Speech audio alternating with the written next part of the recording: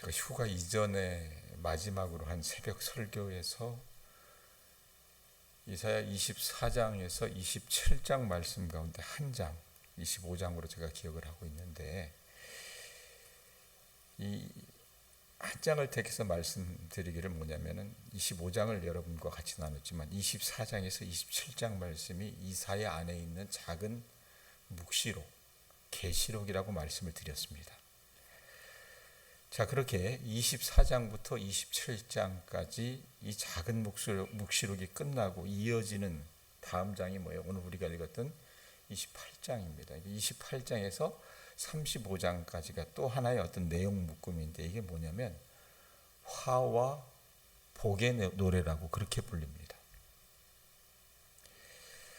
자, 하나님께서 의와 평화가 가득한 메시아가 다스리시는 나라를 이루기 위해서는 선제되어야 될 것이 있어요. 먼저 그게 뭡니까? 세상의 악한 세력을 멸하시는 것입니다.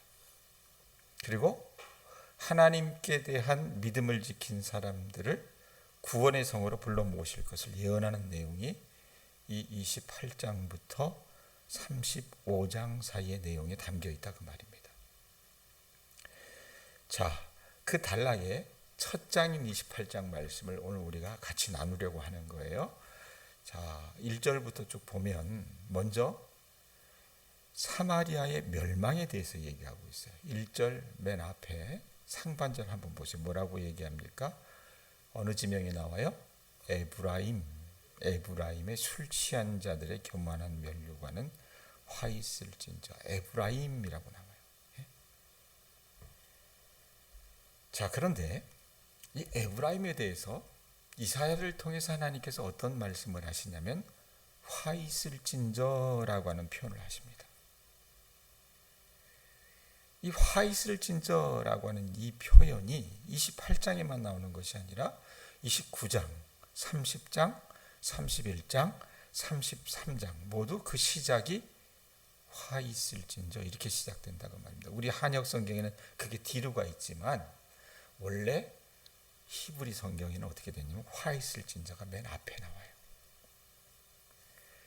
자, 29장도 슬프다라고 하는 감탄사로 시작하는데 그 말도 히브리어로 화 있을진저와 같은 단어입니다. 자, 이렇게 화 있을진저라는 단어가 구약 성경에 이사야뿐만 아니라 다른 곳에서 한 46번 정도 등장하는데 그 중에서 거의 반절이 되는 21번이 이사야서에 나옵니다. 그 의미는 재앙이 내려 반드시 참상을 당할 것이라고 하는 것을 강조하는 것이기도 하겠죠. 또 21번이나 반복적으로 화 있을진저 이 말씀하시는 이유가 뭐겠어요? 하나님께 등을 돌려 바른 삶을 살지 못했던 것에 대한 하나님의 어떤 의분의 표현이지 않을까 싶습니다. 의로운 분노의 표현이요. 자, 1절 한번 다시 보세요. 1절. 에브라임의 술 취한 자들의 교만한 면류관은 화 있을진저. 술에 빠진 자의 성, 곧 영화로운 관같이 기름진 골짜기 꼭대기에 세운 성이여 쇠잔에 가는 꽃 같으니 화 있을진저. 이래서 자, 제가 아까 에브라임이라고 얘기했어요. 에브라임은 여러분 이 남유다와 북이스라엘이 르호보암 이후에 솔로몬이 죽고 나서 남과 북으로 갈라졌잖아요. 그런데 북쪽에 있었던 북이스라엘의 수도 사마리아를 가리키는 말이 에브라임이라 이렇게 명명합니다. 지칭합니다. 그런데 이 북이스라엘은 어느 때 멸망했어요? 주전 722년 아수르라고 하는 강국에 의해서 멸망당했어요. 자, 그 중에서 이 사마리아라고 하는 이 수도죠. 우리로 얘기하면 서울일 텐데 이 사마리아는 북이스라엘에서 거의 중간 정도 위치에 있었다고 얘기합니다. 자, 이 이스라엘 땅이 산지가 많은 곳이었기 때문에 주변에 골짜기와 높은 곳들이 있어서 이 사마리아를 표현할 때, 에브라임을 표현할 때 뭐라고 얘기합니까? 뭐라고 얘기해요? 술 취한 자들의 교만한 면류관이라고 하는 표현을 해요. 단순히 면류관이라고 그렇게 말하지 않고 술 취한 자들의 교만한 면류관 이렇게 꾸미는데, 당시 여러분 잔치에서 술에 취한 사람들에게, 우리로 얘기하면 여러분 남자들이 어디 술집에 가면 하는 짓들이 있잖아요. 휴지로 무슨 왕관을 만들어 준다든가, 요즘 시대는 그렇게 하는데 그 당시에는 어땠냐면 잔치에서 술에 취한 사람들에게 면류관을 씌워주는 풍습이 있었습니다. 그건 무슨 말이에요? 북이스라엘의 여러 도시 가운데 이 사마리아가 당시 어떤 도시들보다도 술에 취한 것과 같은 상태에 빠져 있었다는 얘기입니다. 자, 술 취한 교만한 면류관, 그곳이 사마리아라 그랬는데 그곳이 화 있을 진저 이래놓고 또 뒤에 어떤 말이 따라붙어요. 술에 빠진 자의 성이라는 표현이 있어요. 이 빠지다라고 하는 이 히브리 말은요, 망치로 때려 눕히다라고 하는 그런 뜻을 갖고 있대요. 그러니까 사마리아는 술이라고 하는 망치에 두들겨 맞아서 완전히 넉다운이 된 겁니다. 우리 표현에 그런 말이 있죠. 사람이 술을 먹고, 그 다음에 술이 술을 먹고, 그 다음에 또 어떤 일이 벌어져요? 술이 사람을 먹는다라고 하는 말처럼 이 사마리아라고 하는 이 북이스라엘의 수도, 이곳에서는 술이라고 하는 펀치를 맞고서 어떻게 완전히 넉다운이 돼버린 거예요. 자, 술에 관한 표현을 두 번 이야기하고 나서 1절 끝부분에 한번 봐봐요. 보면 뭐라고 얘기합니까? 꼭대기에 세운 성이여 이러면서 어떻게 표현해요? 세 잔에 가는 꽃 같으니, 이런 표현이 있어요. 아무리 그 영화가 화려해 보인다 하고 대단해 보인다 하여도 이제는 사마리아, 그곳의 영화가 어떻게 됐다고 얘기합니까? 시든 꽃에 불과한 그런 운명 가운데 놓였다라고 표현하고 있다고 말입니다. 자, 2절 3절 보세요. 보라, 주께 있는 강하고 힘 있는 자가 쏟아지는 우박같이, 파괴하는 강풍같이, 큰 물이 넘침같이 손으로 그 면류관을 땅에 던지리니. 자, 사마리아를 여러분 우리가 면류관이라 그랬어요. 술에 취한, 술에 빠진, 그 다음에 시든 꽃과 같은 면류관이라 그랬어요. 그랬는데 말씀해 보면 뭐라고 얘기합니까? 그 면류관을 땅에 던져버린답니다. 3절, 에브라임의 술 취한 자들의 교만한 면류관이 발에 밟힐 것이니라. 자, 사마리아, 이 에브라임, 북이스라엘의 이 사마리아가 거기 보면 뭐라고 합니까? 보라, 죽기에 있는 강하고 힘 있는 자가 그 면류관을 어떻게 땅에 던진다 그랬어요. 사마리아가 썼던 그 면류관을 땅에 던진다 그랬습니다. 그러면 그 일을 행한 사람이 누구예요? 제가 말씀드렸죠. 주전 722년 아수르에 의해서 멸망당했다 그랬잖아요. 강하고 힘 있는 자, 아수르에 의해서 무너지는 모습을 2절에 보면 어떻게 얘기합니까? 세 가지 정도로 표현합니다. 중간에 한번 보세요. 힘 있는 자가 그래놓고 쏟아지는 우박같이, 이 표현이 있어요. 우리가 주일에 출애굽기 말씀을 쭉 살펴보지만 출애굽기 하나님께서 이 애굽을 심판하실 때 10가지 재앙을 가지고 심판하시잖아요. 그 중에 7번째 재앙이 뭐였냐면 우박 재앙입니다. 그것을 연상케 하지 않나 싶어요. 우박 때문에 애굽 땅의 모든 농산물이 초토화됐어요. 자, 쏟아지는 우박같이, 그 다음에 또 뭐라고 얘기해요? 파괴하는 광풍과 같다라고 얘기합니다. 중동 지방에 태풍이 불까? 우린 그렇게 생각을 하는데 여러분, 사막에 돌풍이 분대요. 어느 정도냐면 시속 한 200km 정도 된다고 얘기합니다. 그래서 실제로 욥기의 기록을 보면 욥의 자녀가 살고 있었던 집을 한순간에 무너뜨려서 그 7남 3녀, 이 10남매가 하루아침에 목숨을 잃는 그런 현상을 우리가 보지 않습니까? 그 일들이 지금 북이스라엘에 일어난다는 얘기입니다. 아수르에서. 세 번째 뭐라고 얘기합니까? 큰 물이 넘침같이라고. 노아 시대의 홍수를 우리가 아마 연상할 수 있지 않을까 싶어요. 자, 술에 취했어요. 술에 빠졌어요. 그러나 쇠잔에 가는 꽃과 같은 그 에브라임의 운명을 하나님께서 아수르라고 하는 그 몽둥이를 통해서 심판하시는데 어떻게 합니까? 완전히 참혹하게 그 공격이 너무나도 엄청나서 끔찍한 모습으로 이들의 결말이 맺어진다라고 얘기해요. 5절 6절 보세요. 그날에 만군의 여호와께서 자기 백성의 남은 자에게 영화로운 면류관이 되시며 아름다운 화관이 되실 것이라. 재판석에 앉은 자에게는 판결하는 영이 되시며 성문에서 싸움을 물리치는 자에게는 힘이 되시리라. 자, 다른 주변 지형에게 있어서 면류관과 같았던 사마리아가 교만해서 패망의 길로 나가서 1절 다시 한번 봐요. 1절 보면 뭐라고 얘기합니까? 에브라임의 술 취한 자들의 그다음에 어떤 면류관이라고 그래요?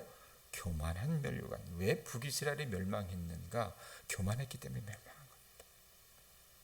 자, 안타깝잖아요. 하나님이 선택한 사람들이야. 다 그렇게 멸하셨는가? 그건 아니었던 것 같아요. 그래서 뭐라고 얘기합니까? 그날에, 그 심판하실 날에 만군의 여호와께서 어떤 사람들에게? 자기 백성의 남은 자에게 영화로운 면류관이 되신대요. 끝까지 하나님을 신뢰했던 사람들, 그 남은 사람들에게 하나님께서 영화로운 면류관이 되어주시겠다라고 약속하고 계시는 거라 그 말입니다. 이 말씀 때문에 여러분 우리가 어떻게 해요? 멸망 중이라도 하나님을 붙잡을 수 있는 겁니다.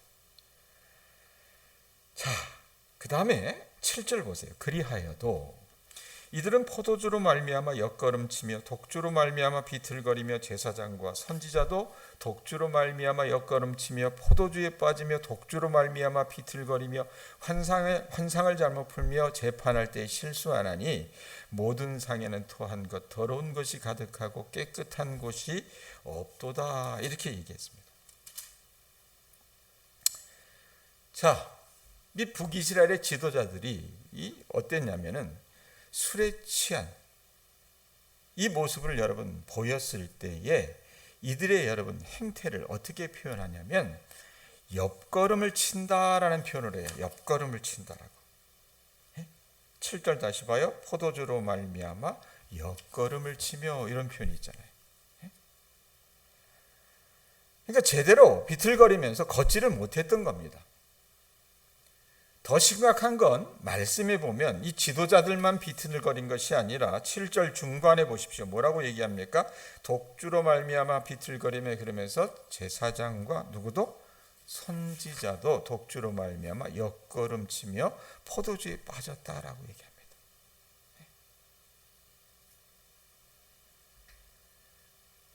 완전히 술독에 빠져 산 거예요. 지도자들, 제사장, 선지자 말할 것 없이.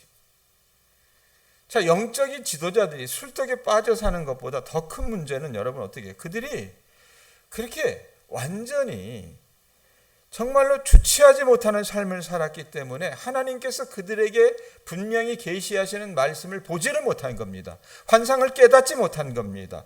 그래서 재판도 제대로 행하지 못했다라고 얘기합니다. 9절 10절 보세요. 그들이 이르기를 그가 누구에게 지식을 가르치며 누구에게 도를 전하여 깨닫게 하려는가?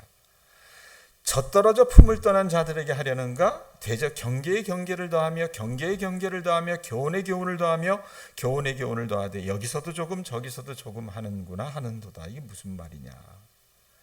자, 지도자들, 선지자들, 제사장들, 유다 백성들이 술에 빠져가지고 술독에 빠져가지고 제정신이 아닌 삶을 살았다 해서 형편없는 삶을 살았다고 말입니다. 그런데 이들이 여러분 어떻게 합니까? 그들에게 대해서 꾸짖는 말을 하고 그들에게 경고하는 이사야를 두고 비웃는 거예요. 뭐라고 얘기합니까? 그들이 이르기를 그가 누구예요? 이사야가 그가 누구에게 지식을 가르치며 누구에게 도를 전하며 깨닫게 하려는가? 하나님의 말씀을 전하는 이사야를 배척을 하면서 뭐라고 얘기합니까? 젖떨어져 품을 떠난 자들에게 하려는가? 이 표현이 있어요. 야, 젖된 아기들에게나 그 말씀 전해라 이러면서 조롱을 했다 그 말입니다. 그러니까 10절에 뭐라고 얘기해요? 대제 경계의 경계를 더하며 경계의 경계를 더하며 교훈의 교훈을 더하며 교훈의 교훈을 더하되 여기서도 조금 저기서도 조금 하는구나 하는도다. 이건 뭐예요? 애들이 용용 죽겠지 뭐 이러면서 놀려대는 말 있잖아요. 그런 걸로 보시면 될 것 같아요. 그래서 지금 개역 성경에는 이런 식의 표현을 하고 있지만 공동 번역 성경에는 히브리어를 그대로 표현하고 있는데 뭐라고 얘기하냐면 이사야를 두고 놀리는 겁니다. 저자가 하는 소리를 좀 들어보세요. 사울라사우, 사울라사우, 카울라카우, 카울라카우, 즈에르삼, 즈에르삼 이런 표현을 해요. 이건 뭐냐면 애들이 어른들 잔소리가 듣기 싫은 거예요. 그럴 때 어떻게 합니까? 에에에에 이렇게 말하면서 길을 막는 것 같은 유사한 행동을 지금 그 백성들이 하고 있다고 말입니다. 자, 하나님의 사람을 이렇게 조롱했던 사람들에 대해서 하나님께서 뭐라고 얘기하십니까? 13절 보세요. 여호와께서 그들에게 말씀하시되 경계의 경계를 더하며 경계의 경계를 더하며 교훈의 교훈을 더하며 교훈의 교훈을 더하고 여기서도 조금 저기서도 조금 하사 그들이 가다가 뒤로 넘어져 부러지며 걸리며 붙잡히게 하시리라. 이게 무슨 말입니까? 이사야를 통해서 그렇게 꾸짖는 말씀을 하셨어요. 돌아오라 말씀하셨습니다. 그런데 그 말을 듣고 조롱하는 그들에게 하나님이 뭐라고 얘기하시냐면 말씀을 듣지 않는 사람들이 이제는 덫에 걸리고 포로가 될 것이라고 말씀하시는 겁니다. 자, 그래놓고 14절부터는 이제 앞에는 북이스라엘에 대해서 심판의 말씀을 하셨다 그랬잖아요. 14절부터는 남유다에 대해서 얘기합니다. 이러므로 예루살렘에서 이 백성을 다스리는 너희 오만한 자여 여호와의 말씀을 들을지어다. 너희가 말하기를 우리는 사망과 언약하였고 수월과 맹약하였은즉 넘치는 재앙이 밀려올지라도 우리에게 미치지 못하리니 우리는 거짓을 우리의 피난처로 삼았고 허위 아래에 우리를 숨겼음이로다 하는도다. 자, 북이스라엘의 문제, 에브라임의 문제, 사마리아의 문제가 뭐라고 얘기했습니까? 1절에 얘기할 때 교만한 면류관이라는 표현을 썼잖아요. 그럼 남유다, 이 시온의 문제는 뭐였느냐? 14절 뭐라고 얘기합니까? 이러므로 예루살렘에서 이 백성을 다스리는 너희 어떤 자요? 오만한 자요 라고 얘기합니다. 이들이 오만했던 거예요, 하나님 앞에. 그래서 이들이 생각한 건 뭐냐면 그 넘치는 재앙, 북이스라엘을 멸망시켰던 그 넘치는 재앙이 자기들에게는 미치지 못할 것이라고 생각해요. 그래서 15절 보세요. 너희가 말하기를 우리가 사망과 언약하였고 수월과 맹약하였은즉 넘치는 재앙이 밀려올지라도 자기들에게 미친대요, 미치지 못한대요. 미치지 못할 것이다 라고 얘기를 합니다. 이 넘치는 재앙은 북이스라엘을 멸망시켰던 아수르의 공격을 말합니다. 자, 히스기야 왕이 통치할 때에 이 중동 지역의 가장 큰 강대국은 애굽이었어요. 그리고 신흥 강대국이 아수르였는데 그랬기 때문에 북이스라엘이 멸망하는 걸 보면서 남유다는 여러분 어떤 생각을 하고 있었습니까? 아하스 같은 경우는 히스기야의 아버지였던 아하스 같은 경우는 어떻게 했어요? 아하스가 아니죠. 이 남유다의 왕들이 어떤 생각을 했냐면 애굽이 강국이었기 때문에 애굽과 손을 잡으면 될 거라고 생각을 했어요. 왜? 힘이 센 나라와 손을 잡으면 자기들을 지켜줄 것이 아니냐 이렇게 믿고 있었다고 말입니다. 그런데 실제로 이 신흥 강국 아수르가 침공해 왔을 때 자기들이 손을 잡았던 애굽이 여러분 도움이 됐습니까? 도움이 되지 못했습니까? 도움이 되지 못했다고 말입니다. 오히려 그 아수르도 감당을 하지 못하는 그런 파국에 이르렀다고 말입니다. 그래서 18절에서 20절 보세요. 너희가 사망과 더불어 세운 언약이 폐하며, 그러니까 애굽을 완전히 여러분 이렇게 표현하는 게 사망이라고 표현합니다. 수월과 더불어 맹약이 서지 못하여 넘치는 재앙이 밀려올 때 너희가 그것에게 밟힘을 당할 것이라. 그것이 지나갈 때마다 너희가 잡을 것이니 아침마다 지나가며 주야로 지나가리니 소식을 깨닫는 것이 오직 두려움이라. 침상이 짧아서 능히 몸을 펴지 못하며 이불이 좁아서 능히 몸을 싸지 못함 같으리라 하셨느니라. 자, 유다가요, 아수르가 무서워서 애국과 같이 언약을 한다면 자기들을 지켜줄 거라고 생각을 했지만, 그렇게 더불어 세운 언약이라 하더라도 아무런 도움을 주지 못한다라고 말씀이 얘기를 해요. 예? 여러분, 유한하기는 애굽도 마찬가지였기 때문에 그렇다고 말입니다. 유다는 생각을 했어요. 그래서 어떻게 생각을 합니까? 20절에 보면 침상이 짧아서 능히 펴지 못한다는 그런 표현이 있죠. 그리고 이불이 좁아서 능히 몸을 싸지 못함 같으니라. 아주 기가 막힌 비유를 하고 있는데 무슨 뜻이냐면, 유다는요, 애굽을 어떻게 생각을 했냐면, 침대 중에 여러분 큰 침대 있지 않습니까? 싱글 말고, 예? 제일 큰 사이즈의 침대를 킹 사이즈의 침대라고 하는데, 애굽이 그 정도로 자기에게 편안하고 안락한 삶을 줄 거라고 생각을 해서 맹약을 했는데, 막상 보니 어때? 20절에 보면 침상이 짧대요. 짧아서 다리도 제대로 펼 수 없을 정도로 좁고 짧은 나무 토막 같았다라고 얘기를 하고, 그 다음에 그 애굽이 어땠습니까? 괜찮은 아주 큰 이불, 담요와 같을 것이라고 여겼는데 어땠습니까? 거기 보면 이불이 좁아서 능히 몸을 싸지 못함 같으리라. 한 사람도 제대로 그 몸을 덮지 못하는 천조각에 불과할 거라고 얘기하는 거예요. 결국 뭐예요? 애굽은 아무것도 할 수 없는 존재라고 말하고 있다고 말입니다. 자, 좀 긴 내용을 우리가 봤어요. 정리해 봅시다. 북이스라엘과 남유다, 이 지도자들의 공통점이 있었어요. 이게 뭡니까? 1절과 14절에 나옵니다. 이게 뭡니까? 교만한 면류관, 그 다음에 오만했다 그 말입니다. 예? 교만하다는 것은 그 사람 삶의 주인의 자리에 누가 있다는 거예요? 하나님이 계시지 않고 자기가 하나님 노릇을 한다는 겁니다. 그러므로 하나님을 신뢰해야 하는 상황에서, 선하신 하나님을 믿고 신뢰해야 하는 상황에서 그들은 사망과 스올과 같은 존재일 뿐인 애굽을 기대고 거기에 의지하고 말았다고 말입니다. 그래서 어떻게 결국은 망해버린 거예요. 오늘을 살면서 저나 우리 교인들 또한 교만하고 오만한 이 남북 왕조의 지도자 같은 모습으로 살아가고 있지 않는지 살펴보실 수 있었으면 좋겠습니다.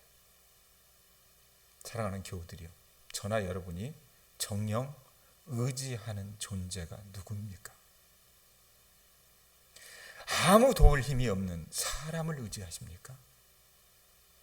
그저 한 줌 재와 같은 그 물질에 우리의 여러분 의지를 기대십니까? 아니면 말라 비틀어진 어떤 전통에 여러분 우리가 기대고 사는 건 아니냐 그 말입니다. 제발 부탁이거니와 이제라도 늦지 않았으니 선하신 하나님을 믿고 신뢰하는 우리 모두가 되실 수 있기를 바랍니다. 그것이 우리가 살 수 있는 길입니다. 같이 기도하겠습니다.